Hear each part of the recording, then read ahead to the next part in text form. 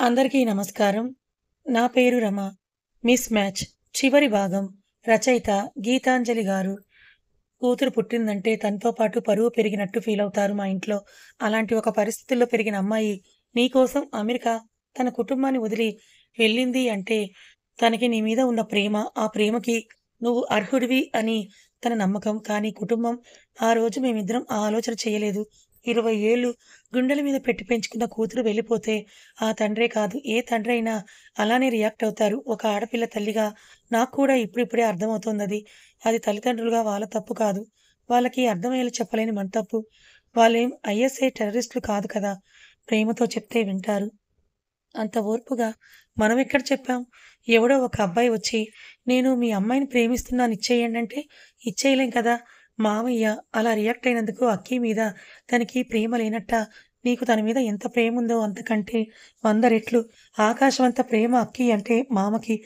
ఆ ప్రేమని ఎలా చూపించాలో తెలియక వాళ్ళు చూపించే ఎమోషన్, ఆ కోపం, దాన్ని అర్థం చేసుకొని ఉంటే బావుండేది. ఇప్పటికి ఏం మించిపోలేదు. ఓర్పుగా ట్రై చేయండి. ఇల్లు దాటి వెళ్ళకండి అన్నాను. Trust me. I will never do it అన్నాడు గట్టిగా. మీ అన్ని సమస్యలకు పరిష్కారం చెప్పబడును. శ్రీ వారాహిమాత జ్యోతిష్యాలయం పూజారి గారు ఫోన్ ద్వారా జ్యోతిష్యం చెబుతున్నారు. భార్యాభర్తల సమస్యలు, ప్రేమ సమస్యలు, నమ్మిన వారు దూరం కావడం, అనుకున్న పనులు కాకపోవడం, డబ్బు సమస్యలు, వ్యాపారంలో నష్టం రావడం, ఆరోగ్య సమస్యలు, కుటుంబ సమస్యలు, ఇంకా ఎటువంటి సమస్యలు ఉన్నా ప్రేమ సమస్యలు, భార్యాభర్తల సమస్యలకు ప్రత్యేకమైన పూజలు చేస్తున్నారు. దూరంలో ఉన్నవారికి ఫోన్ ద్వారా జ్యోతిష్యం చెబుతున్నారు. WhatsApp number 6300676472. నా చేతిని పట్టుకొని బావకి కోపం ఎక్కువ. కొంచెం అగ్రెసివ్ అవుతాడు. జాగ్రత్త అన్నాను. కాళ్ళు పట్టుకోమన్నా పట్టుకుంటాను. నాకు అక్షయ్ కావాలి అన్నాడు విజయ్. నా కళ్ళల్లో నీళ్లు తిరిగాయి. తన ప్రేమ చూసి అంతకంటే ఏం మాట్లాడాలో అర్థం కాలేదు. తన తల నిమిరి లోపల కూర్చో. మళ్ళీ ఇంటి అల్లుడికి మర్యాద చేయలేదంటారన్నాను నవ్వుతూ. పర్లేదు సార్ పర్మిషన్ తీసుకున్నాకే వస్తానని మొండిగా కూర్చున్నాడు. బావ రోజూ కంటే లేట్‌గా వచ్చాడు. నేనే నిద్ర ఆపుకోలేక డైనింగ్ టేబుల్ మీద పడుకుండిపోయాను. కార్ సౌండ్‌కి మెలకువ రాగా డిషెస్ ఓవెన్‌లో పెట్టి బయటికి వెళ్ళాను. బావకి ఎదురుగా రావడమే తన కళ్ళు విజయ్ వైపుకు పోతే తీక్షణత సంతరించుకున్న చూపులతో మొహం చిట్లించాడు. తను సాయంత్రం నుండి నీకోసమే వెయిట్ చేస్తున్నాడు. భోజనం కూడా చేయలేదు. నువ్వొస్తేనే గాని లోపలికి రానంటూ కూర్చున్నాడు. పిలిచి భోజనం చెయ్యమని చెప్పు బావ అన్నాను. తన చేతిలో బ్యాగ్ తీసుకుంటూ అమ్ము అన్నాడు బావ విసుగ్గా. అతిథి దేవో భవ అంటారు కదా! మన ఇంటికి వచ్చిన వ్యక్తితో ఏంటి బావ ఇవన్నీ? పిలువు లోపలికి అని అన్నాను చిన్నగా. విజయ్ కమ్ ఇన్‌సైడ్ అన్నాడు బావ. వెంటనే నుంచొని లోనికి వచ్చాడు విజయ్. ఇద్దరిని ఫ్రెష్ అయ్యి రమ్మని చెప్పి రోటీలు చేస్తూ ఉంటే ఫ్రెష్ అయ్యి వచ్చి డైనింగ్ టేబుల్ దగ్గర కూర్చున్నారు ఇద్దరు. రోటీలు వేసి కర్రీ వేస్తుంటే చాలు అన్నాడు బావ. ఉప్చ్ నీకోసమే చేసింది వేసుకో అంటూ వేస్తుంటే లేట్ నైట్ అయిందమ్మో వద్దు అన్నాడు బావ. మీరు వేసుకోండి విజయ్ అంటూ తనకి వేస్తుంటే మారు మాట్లాడకుండా తింటున్నాడు. నాకే ఏదోలా అయిపోయింది. అంతసేపు ఆకలితో ఎలా ఉన్నాడో అనుకుంటూ. ఇంకొక 2 రోటీలు వేస్తుంటే చాలు అన్నాడు. పర్లేదు తిను అని ఇంకొకటి వేసి కూర్చున్నాను ఇద్దరికీ ఎదురుగా. మజ్జిగ కలపనా? హ్యాండ్ వాష్ చేసుకుంటున్న బావని అడిగాను. వద్దు అన్నాడు సోఫాలో కూర్చుంటూ. సార్ నేను అక్షయ్ కోసమే మాట్లాడడానికొచ్చాను అన్నాడు విజయ్. మాట్లాడడానికి ఏముంది? కాస్త కోపంగా అడిగాడు బావ. సార్ ప్లీజ్ ఫస్ట్ నేను చెప్పింది వినండి. అసలు మీరందరూ అనుకుంటున్నట్టుగా తను అమెరికాలో నాతో కలిసి లేదు. తనకి ఇష్టం లేని పెళ్లి చేస్తున్నారు అనే భయంతో తను ఇల్లు వదిలి వెళ్ళిపోయింది. కానీ తను కలిసి వెళ్ళిపోలేదు. నేను ఇండియాలోనే ఉన్నాను. అప్పుడు తనని కలవడానికి ఈ 2 ఏళ్లలో ఒక్కసారి మాత్రమే వెళ్ళాను అక్కడికి అంతే. ఈ 2 ఏళ్లలో నా కెరీర్‌ని సెట్ చేసుకున్నాను. తర్వాత మా పేరెంట్స్‌తో మాట్లాడి ఒప్పించాను. మీతో మాట్లాడడానికే తను ఇండియా వచ్చింది. కానీ అంతలోనే ఆ విషయం తెలియక ఆల్మోస్ట్ పిచ్చి పట్టేసింది నాకు. కానీ ఆ తర్వాత మా కామన్ ఫ్రెండ్ ద్వారా తెలిసింది. అదేదో యాక్సిడెంట్ అయ్యిందని. నన్ను తను అవాయిడ్ చేస్తోంది. అదంతా సెట్ చేసుకున్నాక ఇదిగో ఇప్పుడు అడుగుతున్నాను. మీ చెల్లిని పెళ్లి చేసుకోవచ్చా అని అడిగాడు విజయ్. నీకు తెలిసే ఉంటుంది. తనకి యాక్సిడెంట్ అయిన తర్వాత ప్రోస్థెటిక్ లెగ్ వేశారు. తనకి ఒక కాలు ప్యారలైజ్ అయ్యింది. తను సరిగ్గా నుంచోలేదు. చాలా టైం పడుకునే ఉండాలి. ఇవన్నీ లవర్‌గా నువ్వు యాక్సెప్ట్ చేస్తావేమో. మీ ఫ్యామిలీ, సొసైటీ రేపొద్దున నేనెందుకు ఇలాంటి అమ్మాయిని పెళ్లి చేసుకున్నాను అని నువ్వు అనుకుంటే అన్నాడు బావ సూటిగా. తన వాయిస్‌లో బేస్‌కి నాకే వణుకొస్తుంటే, తను మాత్రం తొణుకు, బెణుకు లేకుండా కూర్చున్నాడు. అక్షయ చాలా ఫార్వర్డ్ థింకింగ్ ఉన్న అమ్మాయి సార్. నిజానికి నేనొక లవ్ ఫెయిల్యూర్ అబ్బాయిని. నా నాకున్న ఇన్‌సెక్యూరిటీస్‌కి వేరొక అమ్మాయిని లవ్ చేస్తానని కూడా నేను అనుకోలేదు. కానీ తను అలాంటి అమ్మాయి కాదు సార్. ఇప్పుడేదో ఒక బ్రేకప్ అయ్యిందనో, ఒక కాలు పోయిందనో, తన లైఫ్ అక్కడితో ఆగిపోయిందని అనుకోదు. దాన్ని అలా అని యాక్సెప్ట్ చేసి ముందుకు వెళ్తుంది తనే కాదు. మనం కూడా అలానే ఉండాలి. మా ఇంట్లో ఎటువంటి అబ్జెక్షన్‌లు లేవు సార్. ఏ ప్రాబ్లమ్ కూడా ఏమీ లేదు. కావాలంటే మీరే మాట్లాడండి. ఇంకా సొసైటీ అంటారా? వాళ్ళెప్పుడూ మాట్లాడుతూనే ఉంటారు. నాకనవసరం అన్నాడు విజయ్. ఇవే మాటలు 2 ఏళ్ల ముందు ఇంటి నుండి వెళ్ళిపోకముందు ఎందుకు చెప్పలేదు సూటిగా అడిగాడు బావ. అప్పుడు నాకంటూ ఒక సెక్యూర్డ్ ఇన్‌కమ్ లేదు సార్. పేరెంట్స్ మీద డిపెండ్ అవుతూ తనని పెళ్లి చేసుకోలేను. మా లైఫ్ ఎలా ఉన్నా ముందుకు సాగుతుందనే ఫైనాన్షియల్ ఇండిపెండెన్స్ వచ్చిన తర్వాతనే పెళ్లి చేసుకోవద్దు అని అనుకున్నాను సార్. అలా చెప్పింది కూడా నేనే. అందులో తన తప్పు లేదన్నాడు సిన్సియర్‌గా. ఒక క్షణం తన ఫేస్ చూసి నించున్నాడు బావ. రూమ్‌లోకి వెళ్ళిపోవడానికి అడుగు విజయ్ పక్క నుండి గోర్కాను గట్టిగా. సార్ మీరేం మాట్లాడలేదు చిన్నగా అడిగాడు విజయ్. నాకు నచ్చితే చాలదు కదా విజయ్! మా పేరెంట్స్‌తో కూడా మాట్లాడి చెప్తాను అని వెళ్ళిపోయాడు బావ. బావ వెళ్ళగానే అయోమయంగా చూశాడు నా వైపు. వెల్కమ్ టు హిట్లర్ ఫ్యామిలీ అని హగ్ ఇచ్చాను తనకి. అదేంటి సార్ అలా అంటున్నారు? బిక్కమొహం వేశాడు బావ. అంతే ఆ పనయ్యేంత వరకు ఇలానే మాట్లాడతారు. బావకి నచ్చావంటే నీకు గ్రీన్ సిగ్నల్ వచ్చేసినట్టే కంగ్రాట్స్ అన్నాను. Thank you so much Didi అని హగ్ చేసుకున్నాడు నన్ను విజయ్. హేయ్! మీ పెళ్ళికి నువ్వు కట్నం అడుగుతావో లేదో నీ ఇష్టం. కానీ ఆడపిల్ల కట్నం కింద నాకు కావాల్సినవి లిస్ట్ షేర్ చేస్తా. అవి మాత్రం మా గబ్బర్‌ని అడుగు అన్నాడు. ఏయ్! సార్ పోలీస్ మనిద్దరిని కలిపి జైల్లో పెట్టిచ్చేస్తారు జాగ్రత్త అని నవ్వాడు కన్నీళ్లతో. ఆ నీళ్లు బాధతో వచ్చినవి కాదని, అతని హృదయంలో ఉన్న దేవేరి తన కోసం దేవిగా మారబోతోందని తెలిసి వచ్చిన ఆనంద బాష్పాలని తెలుసు నాకు. అందుకే తనని డిస్టర్బ్ చేయలేదు. ఈ గెస్ట్ బెడ్‌రూమ్‌లో పడుకో. రేపు మార్నింగ్ లేచాక మిగతా విషయాలు మాట్లాడదాం అని తనకి వాటర్ బాటిల్ ఇచ్చి మా రూమ్‌కి వెళ్ళాను. అప్పటికే బెడ్ మీద కూర్చొని ఫోన్ చూస్తున్నాడు గబ్బర్ బాబు. పక్కనే ఆద్య పడుకొని ఉండడంతో ఏం మాట్లాడకుండా వెళ్లి ఆర్నమెంట్స్ అన్నీ తీసేసి బావ గుండెల మీద పడుకొని బావా అని పిలిచాను గారంగా. హా! అన్నాడు ఫోన్‌ని పక్కన పెట్టి నా చుట్టూ చేతులేసి. ఐ యామ్ సో హ్యాపీ తన చెంప మీద ముద్దిచ్చి చెప్పాను. నీకు బొత్తిగా రొమాన్స్‌లో బేసిక్స్ లేకుండా పోయాయి. ఇంకా తప్పట్లేదు నీకు ట్యూషన్ టైమింగ్స్ పెంచాలి అని అంటూ చుట్టూ చెయ్యేశాడు. నీ కూతురు పొద్దున్న నా పరువు తీసింది. ఇప్పుడు మళ్ళీ అలాంటి ప్రోగ్రామ్‌లు వెయ్యక అన్నాను మూతి ముడిచేసి. ఏం చేసింది? నవ్వుతూ అడిగాడు బావ. ఏముంది? రాత్రి నేను ఈ బెడ్‌రూమ్‌లో పడుకున్నాను.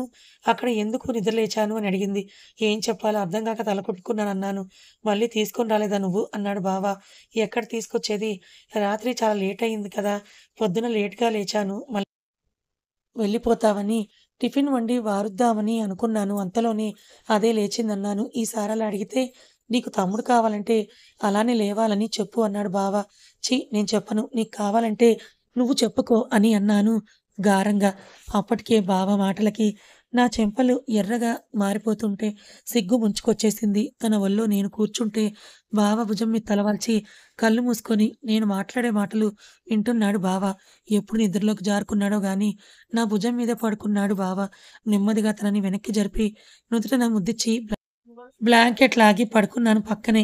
పొద్దున్నే లేచి బావ జిమ్‌కి వెళ్ళొచ్చేసరికి నిద్ర లేచి కనిపించాడు విజయ్. గుడ్ మార్నింగ్ నవ్వుతూ చెప్పాను.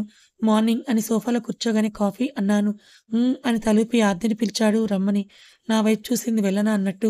మామ వెళ్ళు పర్లేదన్నాను. మామనా? కళ్ళు పెద్దవి చేసి చూసింది. అక్కయ్య అత్త హస్బెండ్ అంటుంటే దానికి ఏమర్థమైందో ఒక పెద్ద స్మైల్ ఇచ్చి వెళ్ళి కూర్చుంది విజయ్ ఒళ్ళో. అక్షయ్ పోలిక కదా! అని తన బుగ్గలు లాగుతూ అడిగాడు. ఓయ్! నా కూతురు మా గబ్బర్ బాబు పోలిక. మా గబ్బర్ బాబు, అక్కయ్య వీళ్ళందరూ అత్తలా ఉంటారు. అందుకే నీకలా అనిపించింది గానీ, నా గయ్యాళి కూతురు మాత్రం దాని గబ్బర్ బాబు డిట్టో అన్నాను. విజయ్ చిన్నగా నవ్వుతుంటే, బావ అడుగుల చప్పుడు వినపడడంతో ఉష్ అని సైగ చేసి వంటగదిలోకి దూరిపోయాను. ఏవో జోకులు వేశావుగా ఇప్పుడేం అలా పారిపోతున్నావని నా జడ పట్టుకొని దగ్గరగా లాగి అడిగాడు బావ. ఊరికే చుమ్మా ఫర్ ఫన్ అని బావ వైపు చూసి కన్ను కొట్టాను. ఇడియట్ అని కసిరి నేను స్టార్ట్ అవుతున్నాను అన్నాడు బావ. మామయ్యతో మాట్లాడి వెళ్ళు బావ అన్నాను. ఆల్రెడీ మాట్లాడాను. వాళ్ళ ఫ్యామిలీని కలిసి చూద్దామన్నారు అన్నాడు బావ. పెళ్లి చూపులకి రమ్మంటున్నారా? అన్నాడు నవ్వుతూ. హా! అన్నాడు. అదే మాట విజయ్‌కి చెప్పాక టిఫిన్ చేసి వాళ్ళ ఊరికి బయలుదేరిపోయాడు. విజయ్ వాళ్ళ పేరెంట్స్‌తో కలిసి పెళ్లి చూపులకి వెళ్లారని అత్త ఫోన్ చేసింది. అత్త వాళ్ళకి కూడా విజయ్ వాళ్ళ ఫ్యామిలీ బాగా నచ్చిందట. ముహూర్తాలు చూపిస్తున్నామని. అక్కి, విజయ్ జాతకాలు కూడా బాగా కలిసాయని మా గురువుగారు చెప్పారట. 4 నెలల్లో మంచి ముహూర్తం చూసారాయన. మధ్యలో నా ఎన్‌ఈటీ ఎగ్జామ్ కూడా అయింది. ఆ రోజు లీవ్ పెట్టి బావే డ్రాప్ చేసి పిక్ చేసుకున్నాడు నన్ను. ఎలా రాసావు? రావడమే అడిగాడు. Srinika Vikram Reddy. Professor in electrical engineering fix అయిపో అన్నాను కన్ను గీటి.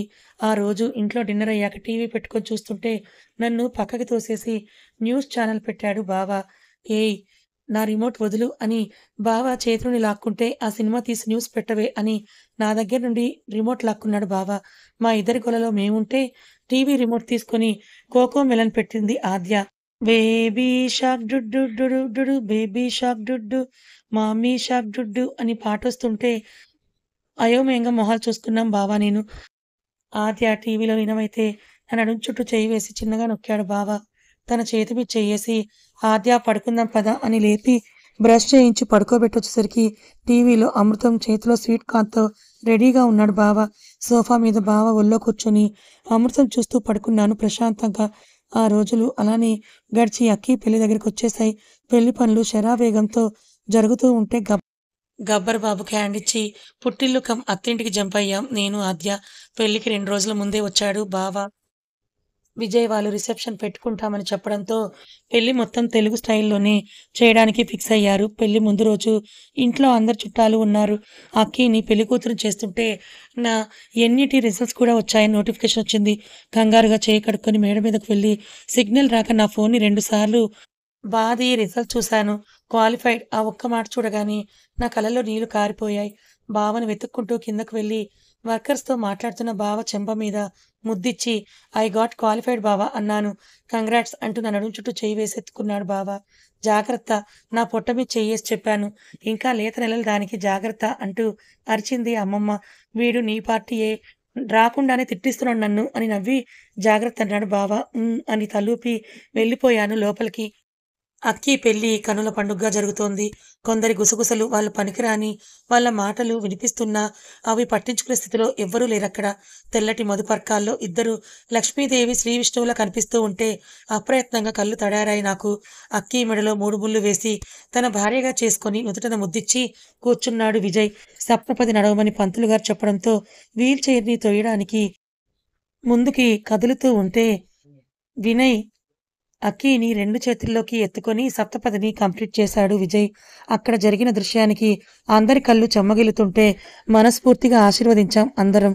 పెళ్లయ్యాక అందరూ రెస్ట్ తీసుకోవడానికి వెళ్ళిపోతే తర్వాత రోజు సత్యనారాయణ వ్రతానికి డెకరేషన్ చూస్తూ అక్కడే ఉన్నాడు బావ. వర్కర్స్ అందరికీ కాఫీ కలిపి పట్టుకొని వెళ్ళి ఇచ్చేసి బావ పక్కనే కూర్చొని చేతిని చుట్టేసి మండపం వైపే చూస్తూ ఉన్నాను. హ్యాపీనా అని అన్నాను. ఊహూ అన్నాడు బావ. ఏం? కళ్ళు పెద్దవి చేసి చూశాను. నా కూతురు పైలట్ అవుతానంటోందే అన్నాడు బావ. ఈసారి గట్టిగానే నవ్వేశాను. ఇంకా దానికి 3 ఏళ్లు కూడా లేవు అని అంటూ. కథ అయిపోయింది. మరి ఈ కథ మీకెలా అనిపించింది? నచ్చిందా? నేను మాత్రం విక్రమ్, శ్రీనికల్ని బాగా మిస్ అవుతున్నాను. నేను ఇదివరకు చెప్పినట్టు ఎన్ని కథలు చెప్పినా మన మనస్సుకు నచ్చే కథలు కొన్ని ఉంటాయి. అందులో ఇది కూడా ఒకటి. విక్రమ్, శ్రీనికల బాండింగ్, అలాగే శ్రీనిక మీద విక్రమ్ చూపించిన కేరింగ్, కోపం ఉన్నప్పుడు కూడా తన మీద చూపించిన ప్రేమ ఇవన్నీ అసలు చాలా బావుంటాయి కదా! అలాగే అక్కి, విజయ్‌ల లవ్ కూడా చివర్లో విజయ్ కూడా హీరో అయిపోయాడండోయ్! మరి మీరేమంటారు? నాతో ఒప్పుకున్నట్లయితే ఈ వీడియో ఖచ్చితంగా లైక్ చేయండి. మరికొంతమందికి షేర్ చేయండి. మరొక మంచి సరికొత్త కథతో మీ ముందుకి వస్తాను. అంతవరకు థాంక్ యూ సో మచ్.